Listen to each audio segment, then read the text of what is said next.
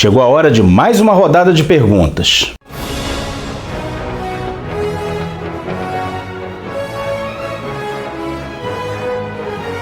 Olá, bem-vindo ao Fantasma Brasil. Perguntas do nosso seguidor Emerson Minesso. O Team Fantomen só atua na Escandinávia? Sim, Emerson, o Team Fantomen tem a sua sede na Suécia, mas a sua produção toda, todas as histórias do Team Fantomen são publicadas também na Noruega e em outros países ali da região. No final de 2019 ou início de 2020, não me recordo agora, um desses países interrompeu a publicação das histórias. Eu acho que foi justamente na Noruega, de modo que a revista Fantomen é a única que continua sendo editada na Suécia, mas que tem distribuição ali pelos países escandinavos. Na mesma pergunta do Emerson, ele questiona o seguinte: como é feita a produção na Austrália? E a gente teve também uma pergunta nesse sentido, feita pelo Instagram. Um dos nossos seguidores do Instagram perguntou se a Frio também tem produção própria de histórias do fantasma ou se só republica o material sueco e dos Estados Unidos. Durante muitos anos, a Frio apenas republicou material sueco e estadunidense. Entretanto, de uns anos para cá, a Frio tem buscado diversificar os seus títulos relacionados ao fantasma e passou a produzir histórias próprias com artistas locais ou nem tanto. Tanto é que nós já tivemos pelo menos 2 histórias ilustradas por brasileiros e com roteiros originais da Frio. Essas histórias foram ilustradas pelo Wendel Cavalcante e mais recentemente pelo Rafael Dantas. Eu sei que tanto um quanto o outro estão, inclusive, produzindo novas histórias diretamente para a Frio. Então, atualmente, a Frio faz esse trabalho de republicar as tiras, republicar histórias suecas e produzir histórias próprias, além de republicar histórias que foram produzidas em outros países do mundo, mas isso em uma escala menor. O Emerson também pergunta se a Frio dá bastante liberdade para essa produção local. Acontece, do que eu sei, Emerson, é que há um certo nível de liberdade, tá? No sentido de que o Team Fantomen, por exemplo, criou uma cronologia própria, criou elementos próprios para as histórias do fantasma. Na Austrália, a gente está vendo algumas histórias muito interessantes, por exemplo, histórias com o 19º fantasma atuando na Primeira Guerra Mundial, então eles estão trabalhando assim com a cronologia, ou seja, há uma certa autonomia, desde que não descaracterize o personagem, evidentemente. A gente sabe, por exemplo, que no Brasil houve uma tentativa de fazer um mangá do fantasma, que acabou virando Fantago, e que o King Features não permitiu que se fizesse. E a última pergunta do Emerson é se no restante do mundo só tem as tiras de jornais. As tiras de jornais continuam sendo distribuídas para vários lugares do mundo e isso faz com que o personagem mantenha um certo nível de popularidade. Teve um país há pouco tempo que o jornal suspendeu a tira diária do fantasma e o pessoal escreveu para reclamar. Eu não me lembro agora qual país, mas foi um dos países europeus. Pergunta do Luizão Pereira no nosso vídeo sobre o Maravilha Mascarada. Glaucio, existe alguma versão dessa história que não tenha sido desenhada pelo McCoy? Existe sim, Luizão. Existe uma versão dessa história intitulada The Boxing Mystery, né? Seria o Boxer Misterioso, que foi feita pelo Team Fantomen, usando o roteiro do Lee Falk, mas com a arte do Oscar Eralp. Eu espero que seja assim que se pronuncia o nome dele. Essa versão é até bem interessante, eu não me lembro, eu acho que eu não citei ela no vídeo sobre o Maravilha Mascarada. Tá aí, vou ter que fazer uma segunda parte desse vídeo. O Wellington Júnior foi lá no nosso vídeo sobre a lista de 2021 da Mitos e perguntou quem é o desenhista da história que vai reunir Fantasma e Mandrake na edição número 9 da Mitos? Wellington, essa história se intitula Mandrake's Bon Voyage. O roteiro é de Tony DePaul e a arte é do Terry Beat, uma das mais recentes histórias das tiras do Fantasma a ser publicada no Brasil. Tá vindo pela primeira vez agora na número 9 da Mitos, que aliás já está em pré-venda. Corre lá no site da Mitos que garante o teu número, que tá até com uma promoção promoção legal. A pergunta do Cláudio Bandi, ele falou assim: a Editora Globo ainda tem os direitos de publicação do Fantasma? Não, Cláudio, a Editora Globo não publica o Fantasma há muitos anos. Atualmente, os direitos de publicação do Fantasma no Brasil são da Mitos. A Mitos que vem fazendo esse trabalho de trazer de volta o Fantasma para as bancas brasileiras, para os leitores brasileiros, é a atual detentora dos direitos do personagem no Brasil. Ele também pergunta se o lendário Jim Aparo voltou a trabalhar com o Fantasma depois da Charlton Comics em algum momento da sua carreira. Não encontrei nenhuma informação sobre isso. Tudo o que o Jim Aparo fez do Fantasma foi na Charlton, mesmo ele tendo feito alguns trabalhos para a Charlton quando ele já estava na DC. Quando a gente pega assim o ano em que ele produziu as histórias dele, algumas foram produzidas quando ele já tinha ido para DC, mas depois disso, fora da Charlton, ele nunca trabalhou com Fantasma. Um comentário aqui do nosso amigo Kit Walker, o próprio, no nosso vídeo Maravilha Mascarada. Ele botou assim: ótimo vídeo, Glaucio, como sempre você arrasa, obrigado. Mais arrasador é sua empolgação pelo espírito que anda. Eu curto demais. Bem que você poderia editar um fanzine impresso dedicado à publicação de histórias icônicas do Fantasma, sempre seguidas dos comentários pertinentes que você sabe fazer tão bem. Acredito que, sendo fanzine, você pode publicar até 100 exemplares por edição, sem ferir os direitos autorais. Admiro a sua expressão oral, cada vez mais natural, e posso imaginar o que seria a sua expressão escrita nos comentários de cada uma dessas histórias. Valeu, fica com a boa marca. Kit, eu não tenho certeza se a gente poderia publicar histórias clássicas do Fantasma mesmo no formato de fanzine. Eu acho que aí entraria na questão de direito autoral, coisa e tal. Agora, pra galera que curte um fanzine e gostaria de ver assim, um trabalho nosso com fanzine, eu vou recomendar que vocês procurem esse material aqui, olha. É o Fantasma Artzine, que é uma publicação, né, organizado pelo glorioso Paulo Kobielski. Paulo Kobielski, que esse ano de 2021 ganhou o prêmio Ângelo D'Agostini pelo fanzine O Vigilante Rodoviário.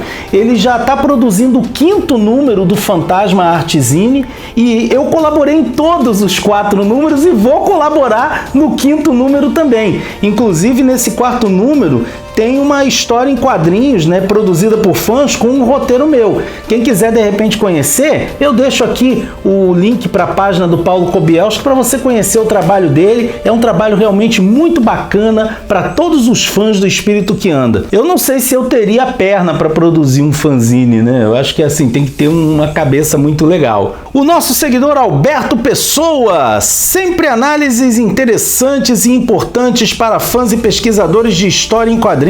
Já cogitou fazer mestrado e doutorado tendo Fantasma como tema? Olha, Alberto, eu já pensei em fazer alguma coisa na área acadêmica envolvendo as histórias em quadrinhos, mas assim, eu sou um apaixonado também pela poesia. Eu atualmente faço doutorado em teoria literária e o meu enfoque é poesia. Eu ainda não consegui encontrar um caminho mais acadêmico para falar de histórias em quadrinhos ou, por exemplo, sobre o Fantasma. Mas você me deu uma boa ideia. Quem sabe a gente não escreve aí alguma coisa mesmo sem ser para um doutorado.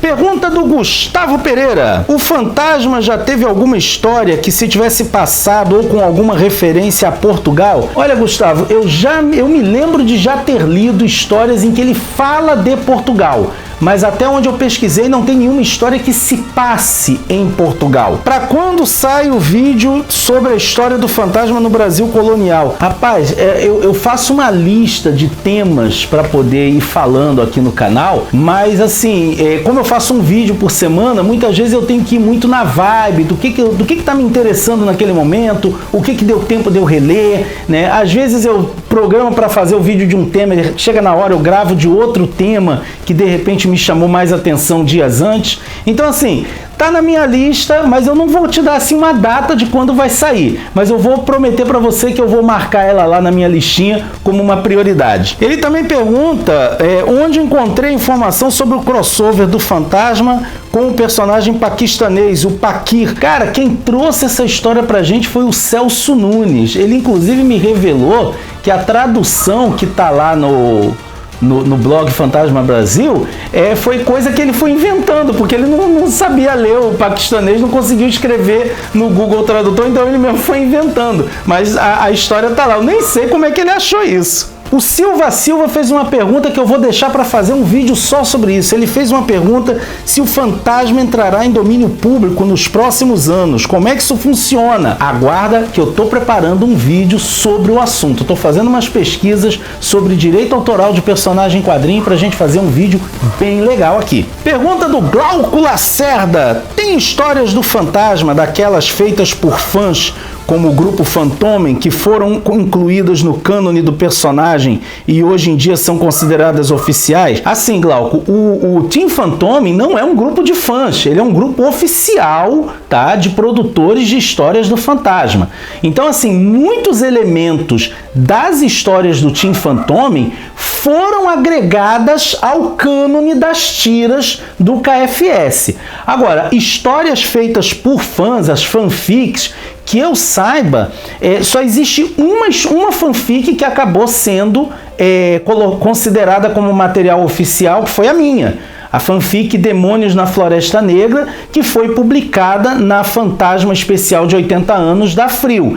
A partir do momento que ela é publicada ali, ela passa a fazer parte do cânone, que pode ser levado em conta ou não pelos outros escritores. Mas fanfic, geralmente, as editoras não usam fanfic como material original. Algumas editoras, inclusive, proíbem as fanfics. Bobagem. Mais uma pergunta aqui do nosso amigo Kit Walker. Quando o pico cabeça do fantasma foi citado pela primeira vez nas histórias do espírito que anda? Kit, a primeira aparição do pico cabeça do fantasma foi em 1966 na tira diária Rex King. Uma curiosidade é que ali o pico cabeça do fantasma aparece como tendo a forma de uma caveira e não do rosto do fantasma. Apenas depois é que fizeram essa mudança nas histórias e colocaram o pico da cabeça do fantasma como tendo o rosto do herói. Pergunta do Fábio Moino. Glaucio, não seria interessante que os fantasmas do passado tivessem uma variação do uniforme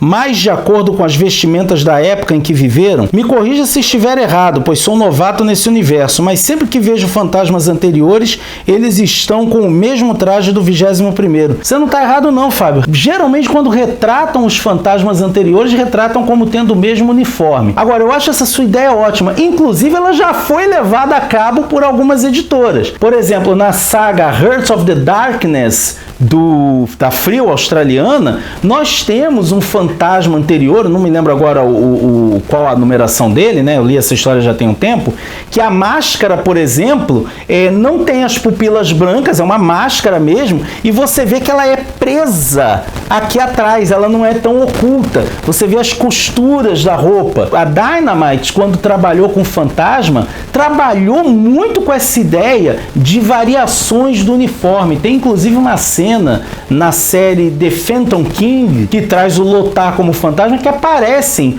os fantasmas de fantasmas anteriores com uniformes completamente diferentes, mantendo mais ou menos a mesma identidade visual, mas com algumas variações. Tem umas perguntas que chegaram pelo Instagram, gente, mas eu confesso que eu acabei salvando as perguntas, printei as perguntas e não printei o nome das pessoas que fizeram. Então, eu vou pedir desculpas a essas pessoas. Coloca aí, tá, nos comentários se foi você que fez essa pergunta ou não. Coloca aí, tá? Mas desculpa, mas as perguntas de vocês foram boas demais para eu descartar. Uma das perguntas foi: o fantasma da DC pela Mitos seria o ápice do fantasma? Lança, Mitos! Cara, eu acho que seria maravilhoso, né?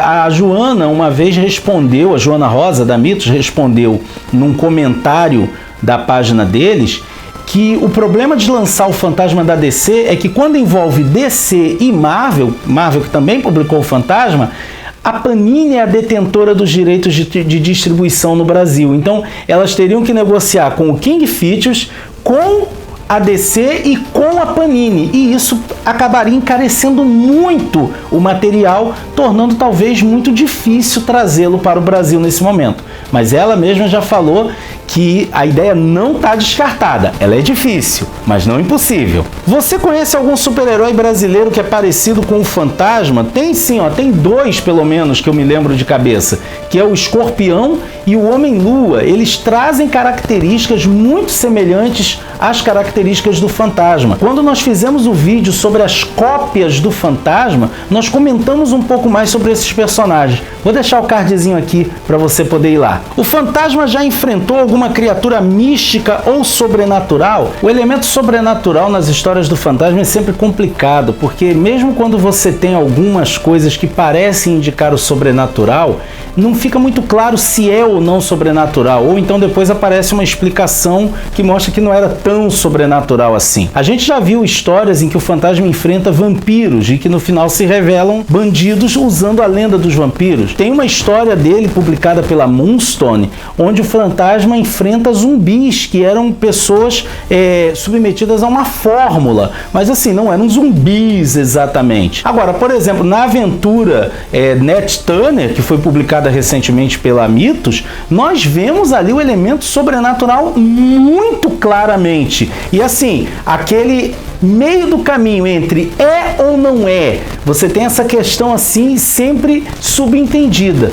Agora, tem uma história do Tim Fantomen que eu li há muitos anos atrás, que o Fantasma enfrenta o Pé Grande. É uma história legal pra gente comentar um dia desses. E a última pergunta, você conhece alguma pessoa que colocou o nome do cachorro de Capeto? Conheço, meu pai. Quando eu era criança, nós tínhamos na nossa casa um imenso cão pastor alemão chamado Capeto. E Capeto era o terror das bolas da rua, né? Quando as crianças iam jogar futebol, elas não jogavam muito perto da nossa casa, porque bastava um chute mal dado para a gente ouvir aquele "ah", porque sabia que a bola que caísse ali no quintal não ia voltar inteira. Capeto era realmente um cachorro muito grande, um cachorro muito feroz, eu tinha até um certo receio dele, e foi graças a esse cachorro que eu acabei descobrindo o universo do Fantasma, porque eu perguntei para o meu pai por que o nome do cachorro era Capeto, e meu pai falou que o Capeto era o lobo do Fantasma. E eu perguntei quem era o Fantasma, e meu pai começou a me contar as histórias do personagem. Curiosamente, meu pai não era um grande fã de histórias em quadrinhos, mas era um leitor ardoroso do Espírito que Anda e passou esse legado para o filho, que já está passando adiante. Se você também quiser fazer perguntas, coloque nos comentários aqui do vídeo que a gente vai responder no próximo Fantasma Brasil Responde. Se você gostou do nosso vídeo, não deixa de curtir e compartilhar nas redes sociais. Se você quiser ajudar o nosso canalzinho a continuar com seu trabalho, quando fizer as suas compras na Amazon, faça pelos links do Fantasma Brasil que estão aqui na descrição do vídeo. E caso você ainda não seja inscrito no nosso canal, não perde tempo, se inscreve agora, ativa o sininho, assim você fica por dentro de tudo o que acontece no fascinante universo do Espírito que Anda, ok? Vejo você por aí, hein?